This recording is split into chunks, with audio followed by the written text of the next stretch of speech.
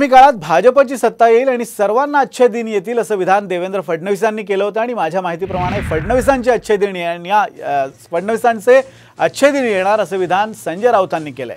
तर दुसरीकडे फडणवीसांच्या या वक्तव्यावर वडेट्टीवारांनी निशाणा साधलाय।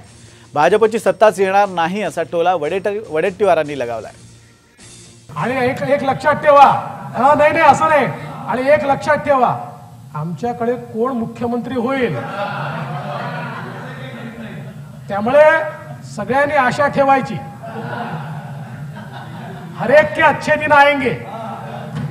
आगामी काळात कोण मुख्यमंत्री होईल हे सांगता येत नाही, प्रत्येकाचे अच्छे दिन येणार असं फडणवीसांनी म्हटले, त्यामुळे बाकीच्यांचं काय होणार असा प्रश्न उपस्थित झाला त्याच्यामुळे। पण माझ्या माहितीप्रमाणे फडणवीसांचे अच्छे दिन येत आहेत। सत्ता ही यांच्यासाठी सर्वोच्च आहे आणि ज्या लोकांना सत्ता सर्वोच्च वाटते त्यावेळी जनतेला पायदळी तोडण्याचा किंवा हुकुमशाही प्रवृत्ती सुरू होते।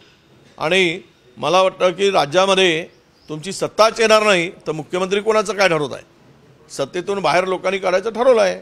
मुख्यमंत्री हा काँग्रेसचा होईल, महाविकास आघाडीचा होईल, काँग्रेसचा होईल आणि महाविकास आघाडीचा होईल, हे तेवढंच ज्यांची जास्त निवडून येतील आमदार त्यांचा तो मुख्यमंत्री महाविकास आघाडीमधला होईल।